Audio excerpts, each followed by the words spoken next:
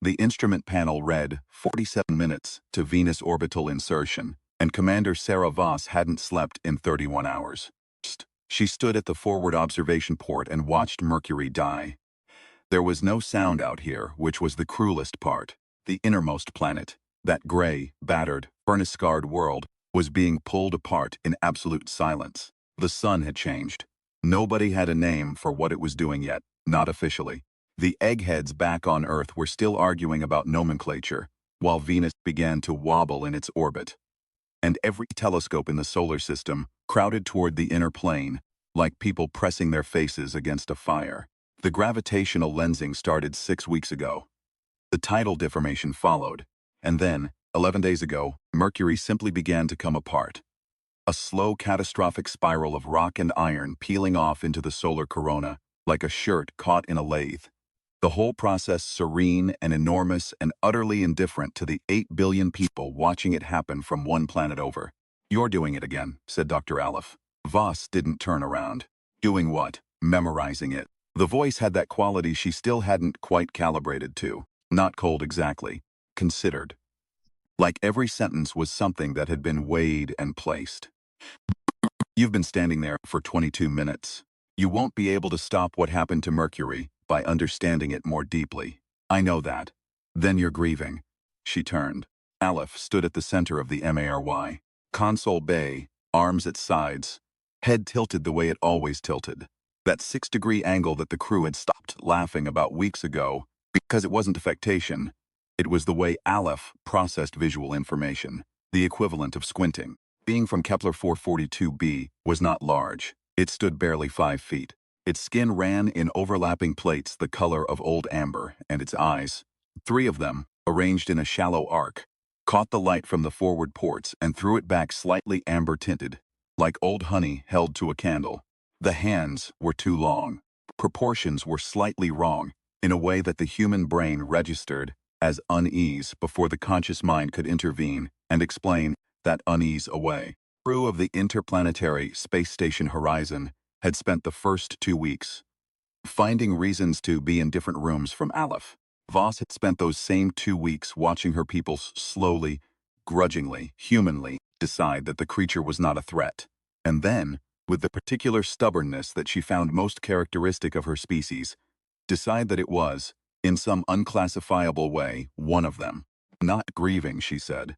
"I'm calculating." "The same thing," Aleph said, "to your kind. I've noticed."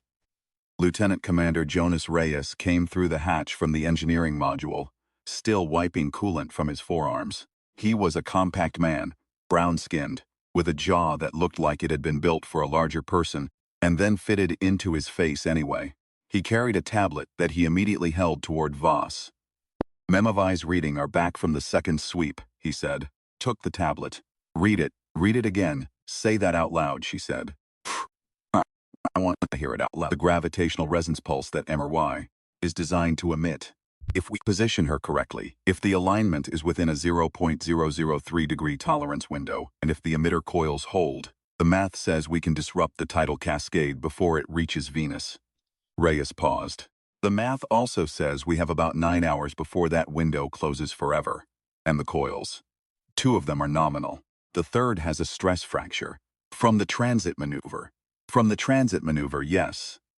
Aleph spoke from across the room without moving. "The fracture propagates at 2.1 millimeters per hour under operational stress.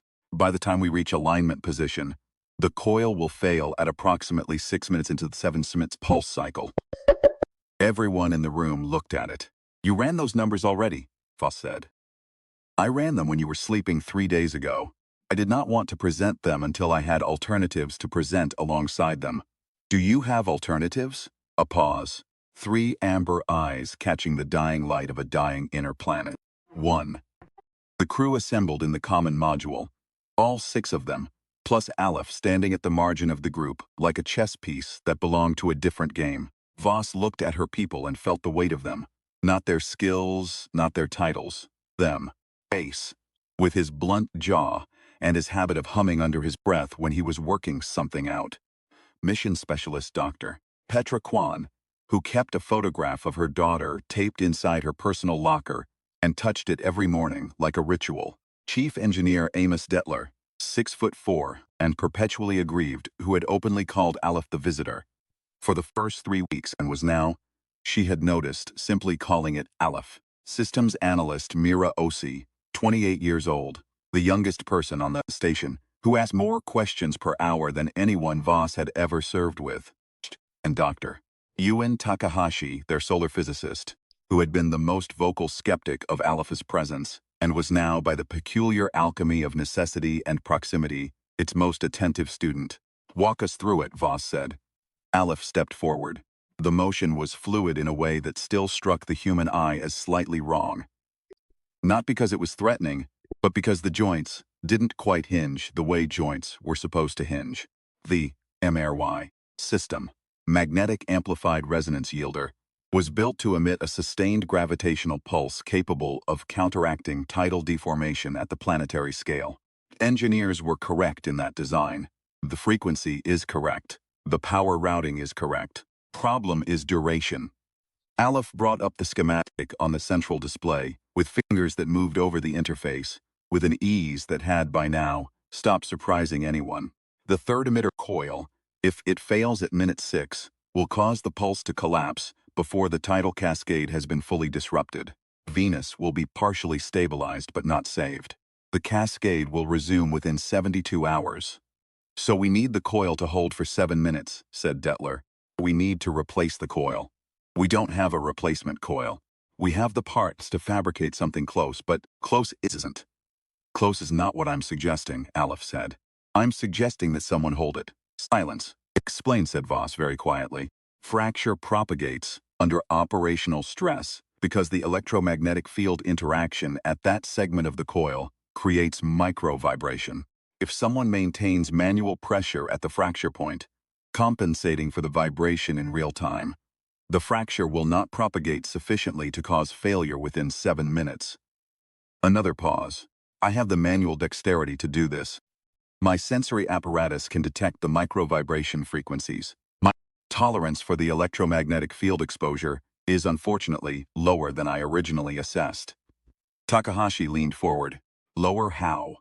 "At the field intensities generated during full pulse operation, I would lose consciousness approximately 90 seconds into the cycle."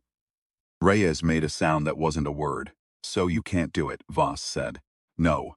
And a human in there. A human in a standard EVA suit would be shielded adequately from the field. The vibration compensation requires fine motor control, but not exceptional strength. It is a solvable mechanical problem." Aleph looked at her, 3 amber eyes, direct. "Requires someone to be inside the coil housing during full pulse operation. The radiation exposure from the MARY activation will be significant. Survivable, with suit shielding, but significant." "How significant?" said Mira Osi, with the flat directness of someone too young to have learned to soften the question. 12 to 15 rem equivalent, depending on the suit integrity." Detler let out a slow breath. "That's a bad day. It's not a death sentence." "Under most conditions, no," Voss said. "What are the other conditions? If the coil fails despite the manual compensation, if I have miscalculated the fracture propagation or the pressure required, the coil housing will experience a rapid field collapse. Person inside will receive a dose significantly in excess of survivable parameters." Nobody spoke for a moment. Through the forward port, impossibly distant and impossibly bright, the sun burned. "Then we don't let the coil fail," said Jonas Reyes. He said it the way someone states a weather fact. Like it was simply the next sentence in a sequence that had already been decided. Voss looked at him. He shrugged one shoulder. That particular shrug she recognized, the one that meant, "I know what I just said, and I know what it means, and I've already made my peace with it." "You're not going in alone," she said. "There's only room for one. Mira goes to secondary systems. Petra monitors the coil temperature and feeds you adjustments in real time. Amos, you're on power routing. If anything spikes outside parameters, you pull it back before it gets to the housing." She looked at Takahashi. "When Aleph run the pulse calculations. Every variable. I want confirmations at 30-second intervals." She turned back to Reyes. "And you hold on." They had 4 hours before alignment. Voss used 2 of them, going through the technical briefings with Aleph, checking and rechecking the resonance mathematics, until she could do them from memory. She used 40 minutes helping Detler pre-position the power routing overrides. She used the remaining time sitting alone in the small alcove, off the main corridor where the crew kept their personal items, the photographs, the small objects from home that had survived the weight restrictions and the launch protocols to make it this far from Earth. Chase found her there. He had a thermos of coffee that he held out without saying anything. She took it, drank, handed it back. They sat for a moment in that particular silence that exists between people who have been in dangerous places together. Not comfortable, not uncomfortable, simply real. "You want to tell me something," she said. "My daughter turned 4 last month." He looked at the thermos. Watched the recording 3 times. Voss thought about the photograph in Petraquan's locker. She thought about what it meant that 2 of her 6 crew members had photographs of daughters on this station, that they had come this far from those daughters, and were now being asked to go further. "Tell me about her," she said. He told her. 11 minutes. While the sun burned outside, and Mercury continued its slow dissolution, and Venus wobbled in the dark, Jonas Reyes talked about a 4-year-old girl named Camila, who had a laugh like something had startled her, and who was already, apparently, deeply interested in how things worked, always taking things apart, always wanting to know the mechanism. He talked about her with a half-smile. He seems unaware of the smile a person makes when they're seeing something in their mind that they love completely. He talked about her the way that, Voss had noticed, humans talked about the people they were most afraid of losing, quickly, as if speed could protect the thing being described. Aleph appeared at the alcove entrance. It waited for a natural pause. Then it said, 47 minutes to alignment window. Reyes stood. He handed the thermos to Voss. "Finish it," he said. Then he went. Coil housing was a cylinder 2 meters in diameter and 3 meters long, positioned at the aft end of MARY's primary emitter array. In its dormant state, it was merely cramped and cold. In 3 minutes, it would become the most electromagnetically active environment any human being had ever voluntarily entered. Reyes put on his suit. Detler checked the seals, then checked them again, then started on them a 3rd time, until Reyes put a hand on his arm and Detler stopped. "Seal," said Reyes. "Good seal," said Detler. He stepped back. His face was doing something complicated. Mira Osi's voice came through the comm from secondary systems. "All station systems nominal. Power routing confirmed. Green on primary emitter array." "A beat. Jonas, you've got the best hands on this station." "I know," he said. He picked up his helmet. "You could have led with that." "I was building to it." He laughed. It was a real laugh, brief and surprised, and it echoed slightly in the suit housing. Then he put the helmet on and sealed it, and Voss watched his face shift behind the visor into something quieter and more interior, the particular expression of a person who has decided, and is done deciding. Aleph stood at the main console. Its 3 eyes tracked Reyes as he moved to the coil housing entrance. "The fracture point is the 3rd segment from the distal end.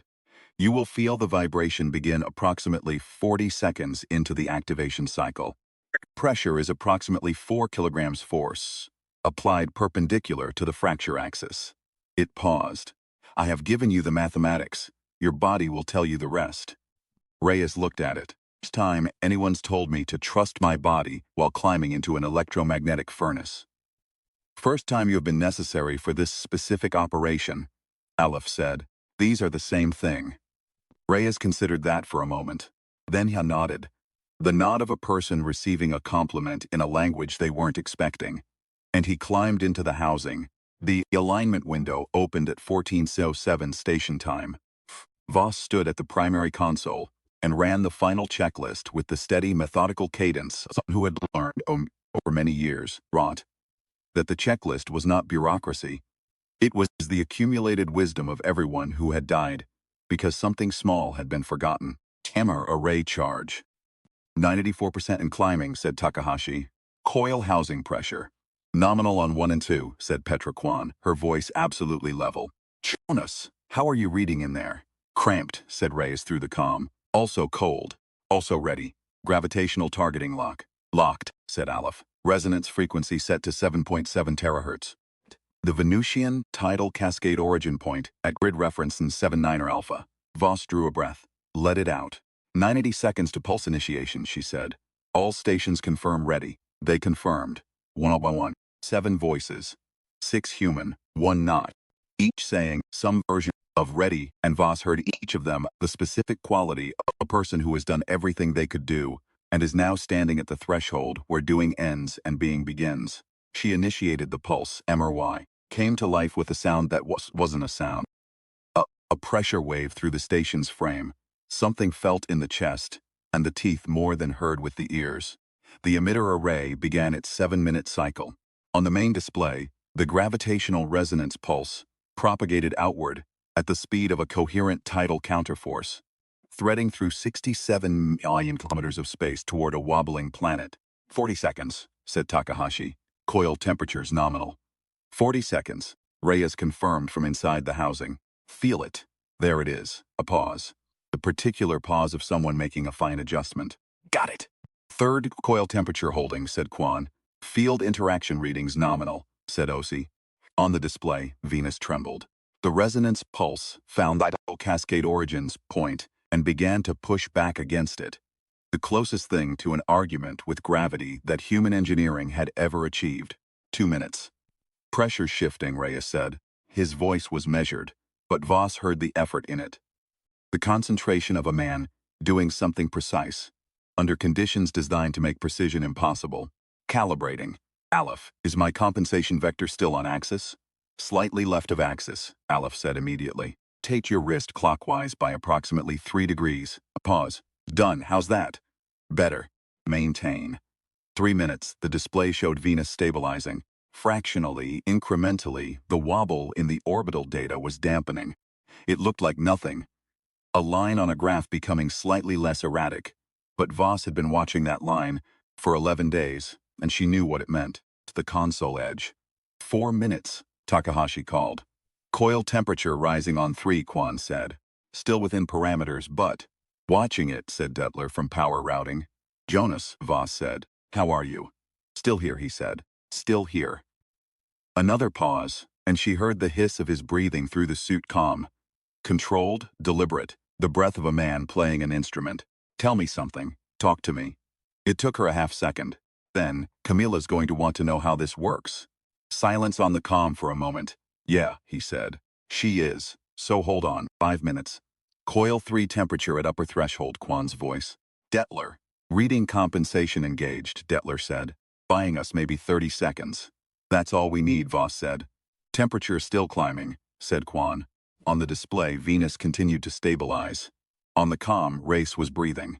Voss counted the seconds with the absolute animal attention of someone for whom each second contained something irreplaceable.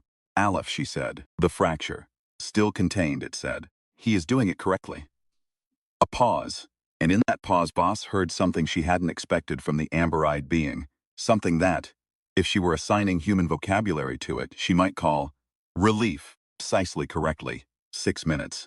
Temperature breach, Quan said. Coil 3 is. Hold power, Detler said immediately. Compensating. Jonas, Voss said. Feel it. Reyes said, and his voice had changed. Sharper, tighter. The voice of a man at the exact limit of what he can maintain. The vibrations increased. Give me something, Aleph. Increase force by 1 kilogram, Aleph said, instant and precise. It's against the distal wall. You are the coil now. A grunt over the comm. The sound of a human body making itself into a tool. 6 minutes 30, Takahashi said. The line on the display. Venus. The wobble almost gone. Hold, Voss said. It was not a command. It was something older than a command. Hold. 7 minutes. A sound like a bell heard through water. The pulse cycle completed. The emitter array powered down. On the display, the line became flat, and flat meant stable, and stable meant a planet, and a planet meant everything that lived on the next planet over. The silence that followed was the loudest thing Voss had ever experienced. Jonas, she said. A long breath over the comm. Yeah, he said. Yeah, I'm here. The cheer from the crew was not the kind of cheer from movies. It was not triumphant and coordinated. It was the ragged, half-broken sound of people who had been holding something very heavy for a very long time and had finally been allowed to put it down. OC said something in a language Voss didn't recognize, high and fast. Detler made a sound that was halfway between a laugh and a sob, and seemed surprised by both. Takahashi pressed his hands flat against the console and bowed his head and stayed there. Aleph did not cheer. It stood very still, which was how Voss could recognize its version of the same thing. The stilling of a creature that processes intense information by becoming motionless. Its 3 amber eyes were fixed on the display, on the flat line. Aleph, Voss said quietly. It looked at her. You said you had one alternative. I presented it. You presented the problem and the parameters.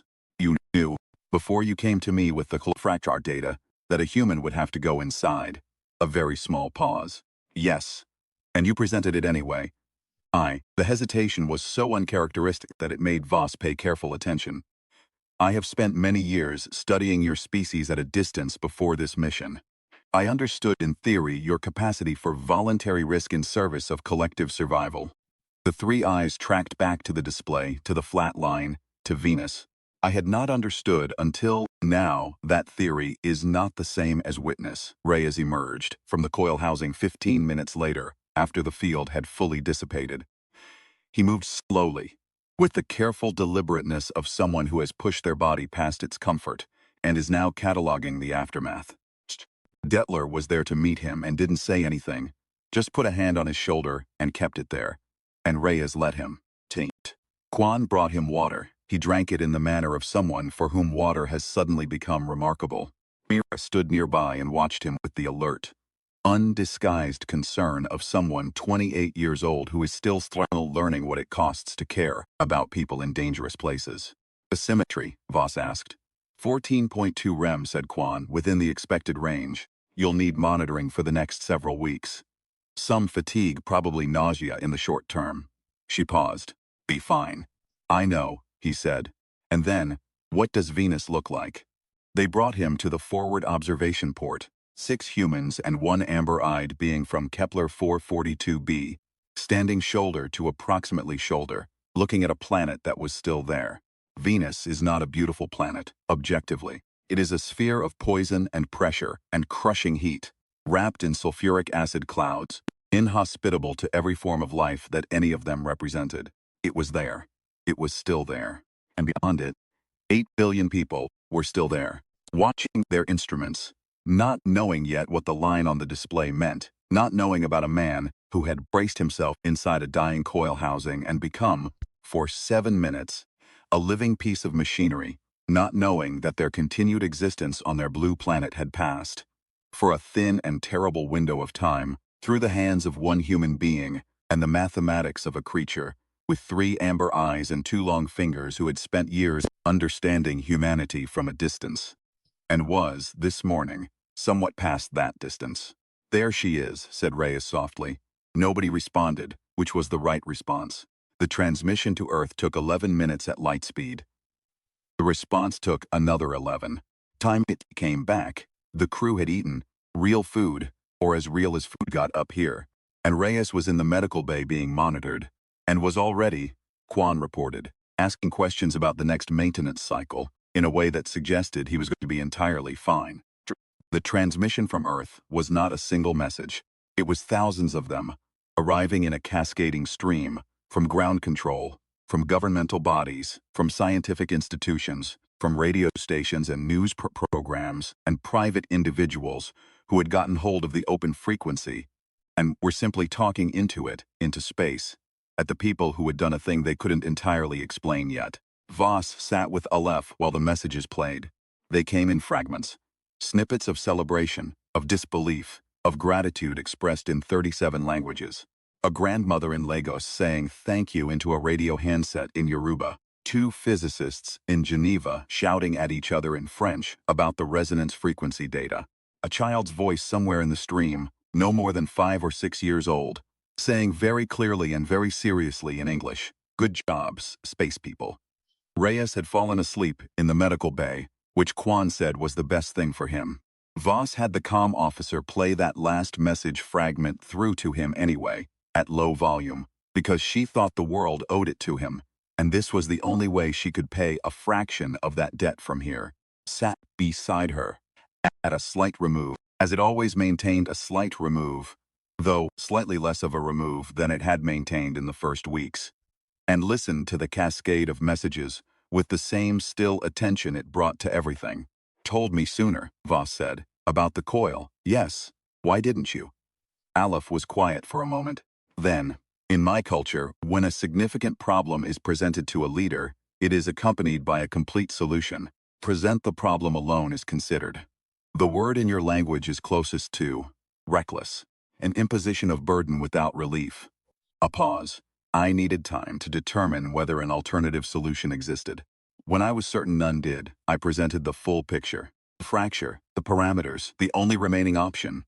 And if we'd run out of time while you were looking, then I would have presented it without a solution and explained why. Its head tilted. 6 degrees, always 6 degrees. I had not anticipated that the presentation would be harder than the problem. Voss looked at it. Do you mean? Asking someone to risk their life, Aleph said. And the words came with a quality she had never heard from it before. A careful weight, as though they were heavy in its mouth. My species asks this of our own people. I understand the mathematics of necessary sacrifice. I do not think I had understood, before Jonas climbed into that housing, that the mathematics and the act are very different things. That knowing the equation does not prepare you for watching someone solve it. Outside, Venus floated in the dark, intact. Indifferent to its own salvation as planets are. You keep watching my species, Voss said. Years, you said. Yes. What? Another pause, longer than the others, the pause of a being accessing something it has not previously articulated. We had observed from a distance that your species had an unusual relationship with limitation. Most civilizations we have encountered reach a point of technological development and become not complacent. That is not quite the word. They reach a point where problems are solved by the application of sufficient resources. Enough power, enough material, enough time. They optimize. It looked at the viewport. Your species optimizes too. You also, when optimization fails, do something else. Something that does not have a clean translation in my language. You become the solution. The living body into the place where the machine cannot go. You choose to be broken by the problem, rather than allow the problem to be unsolvable. Voss said nothing. It is not the most efficient approach, Aleph said. It frequently fails. Casualty rates across your species' history are. It stopped.